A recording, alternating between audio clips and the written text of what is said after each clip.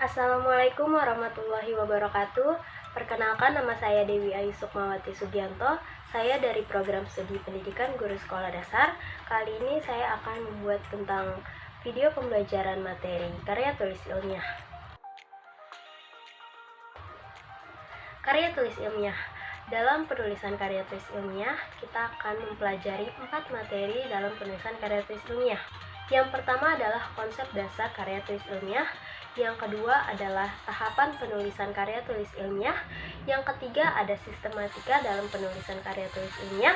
Dan yang keempat adalah bahasa yang digunakan untuk penulisan karya tulis ilmiah. Karya tulis ilmiah apa sih? Karya tulis ilmiah adalah tulisan yang membahas tentang ilmu pengetahuan yang disusun secara sistematis dengan menggunakan bahasa yang benar. Syarat dalam karya tulis ilmiah. Yang pertama, menggunakan bahasa sebagai alat medianya. Yang kedua, membahas tentang ilmu pengetahuan. Yang ketiga, disusun secara sistematis. Yang keempat, dituangkan dengan menggunakan bahasa yang benar. Ciri-ciri karya tulis ilmiah. Yang pertama adalah objektif. Objektif memiliki objek dan kita memberikan penilaian secara objektif.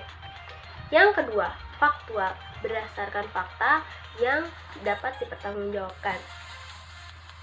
Yang ketiga, bermetode. Bermetode ini berarti kita harus mengikuti metode ilmiah dalam penyusunan suatu tulisan karya tulis ilmiah. Yang keempat, cermat dan jujur. Nah, di sini kita harus mengangkat hal-hal yang sebenarnya ada dan kita juga harus mempertanggungjawabkan tulisan kita. Penulis juga memiliki ciri-ciri dalam penulisan karya tulis ilmiah. Yang pertama itu, kita memiliki pengetahuan dan konsep keilmuan dalam bidang yang ditentukannya. Terus ada rasa ingin tahu yang tinggi, terus memiliki sifat terbuka atas saran dan kritik terhadap suatu permasalahan. Terus ada sifat berani dan jujur dalam mengungkapkan kebenaran. Terus ada objektif dan kita harus berpandangan maju. Tujuan penulisan karya tulis ilmiah seperti memecahkan masalah, menambah pengetahuan, baik itu ilmu, konsep tentang satu pokok wadah permasalahan. Terus membina kemampuan menulis dan berpikir ilmiah. Fungsi karya tulis ilmiah itu ada 3. Yang pertama itu pendidikan, yang kedua itu penelitian. Nah, penelitian di sini sarana untuk menerapkan prosedur ilmiah dalam mengembangkan ilmu pengetahuan. Terus yang ketiga itu ada pengembangan. Pengembangan ini sebagai alat pengembangan ilmu dan tambahan bahan pustaka. Jenis-jenis karya tulis ilmiah. Nah, jenis-jenis karya tulis ilmiah itu kan banyak banget kan. Nah, di sini saya akan memaparkan 5 jenis karya tulis ilmiah. Yang pertama itu makalah.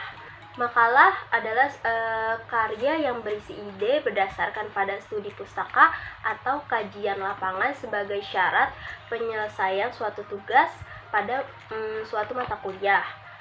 Nah, laporan penelitian itu biasanya disusun dengan tujuan menyajikan atau melaporkan kegiatan penelitian yang telah dilakukan oleh peneliti-peneliti.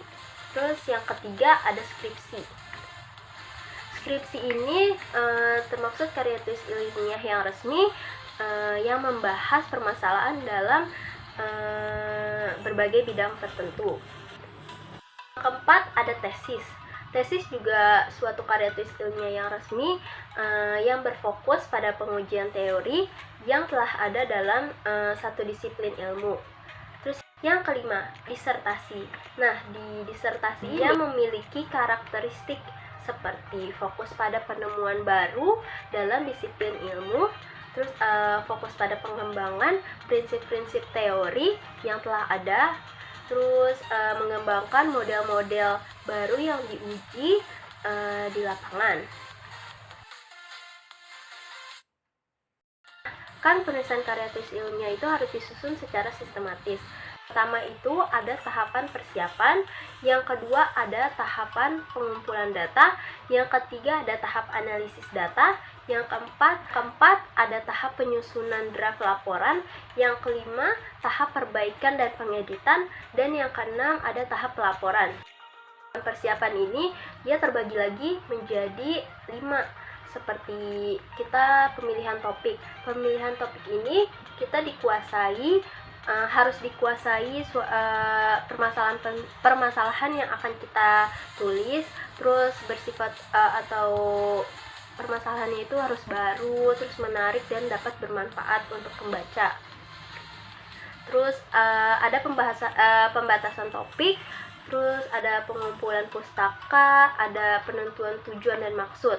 Nah, penentuan tujuan dan maksud itu fungsinya untuk menjelaskan kepada pembaca, untuk meyakini dan memengaruhi maksud dan tujuan yang kita sampaikan di penulisan karya tulis ilmiah. Terus ada penyusunan kerangka. Tahap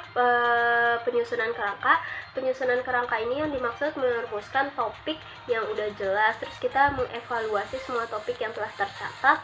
Terus langkah-langkah kedua dan ketiga itu dikerjakan berulang untuk menentukan sebuah pola susunan yang paling cocok untuk mengutamakan semua perinciannya. Terus yang kedua itu kan tahap pengumpulan data. Tahap pengumpulan data ini seperti studi pustaka atau membaca berbagai buku, kita harus terus mereferensi penelitian kita, terus kita harus mencari tahu juga kan. Terus ada melakukan penelitian yang dilakukan secara sistematis. Terus melakukan wawancara dengan narasumber yang layak, terus melakukan observasi atau menyebarkan angket. Tahap menganalisis data. Tahap menganalisis data ini kita menggunakan teknik kualitatif. Kualitatif ini kita terbagi lagi menjadi 4. Ada identifikasi, kualifikasi, analisis, interpretasi, dan kesimpulan. Nah, dalam teknik kualitatif bisa dilakukan dengan teknik uji statistik. 4. Tahapan penyusunan draft laporan. Di kerangka sebelumnya, pada tahap ini harus mulai dikembangkan dan harus dilakukan dengan menyajikan hasil studi pustaka, hasil pengumpulan data, hasil menganalisis, dan kesimpulan yang telah didapat dari kerangka sebelumnya. Tahapan perbaikan dan pengeditan.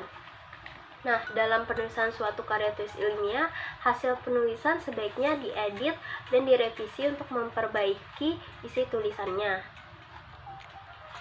Tahap pelaporan. Tahap pelaporan ini, penulisan karya tulis ilmiah harus mampu dilaporkan dan dipertanggungjawabkan. C. Sistematika karya tulis ilmiah. Sistematika terbagi menjadi 3. Yang pertama, bagian pembuka, bagian isi, dan bagian penutup. Bagian pembuka terdapat lembar judul, kata penghantar, dan daftar isi. Lalu, bagian isi terdapat pendahuluan, pembahasan, kesimpulan, dan saran. Lalu, yang terakhir ada bagian penutup. Bagian penutup ini terdapat daftar pustaka, riwayat hidup penulis, dan lampiran yang diperlukan oleh penulis. Dalam penulisan karya tulis ilmiah, ada 10 bahasa yang digunakan untuk penulisan karya tulis ilmiah. Yang pertama, baku. Baku yang dimaksudkan adalah kita mengikuti sesuai dengan kaidah penulisan EYD. Yang kedua, denotatif. Denotatif yang dimaksud adalah tidak bermakna ganda. Yang ketiga adalah berkomunikasi dengan pikiran. Yang dimaksud ini adalah kita harus menulis dengan tenang, terus jelas dan tidak berlebihan. Yang keempat ada kohesif. Kohesif ini berfungsi sebagai alat penghubung atau kata penghubung. 5 itu adalah koheren. Koheren ini adalah pembentuk dan mendukung makna atau ide pokok. Itu mengutamakan kalimat pasif.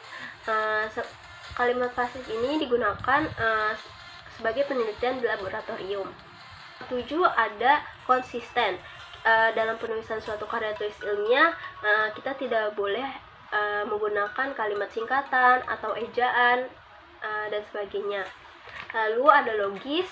Logis ini ide atau pesan dapat tersampaikan untuk pembaca. Lalu ada efektif dan ada kuantitatif. Kuantitatif ini kita berarti dapat mengukur secara pasti penulisan kita itu sudah jelas kebenarannya.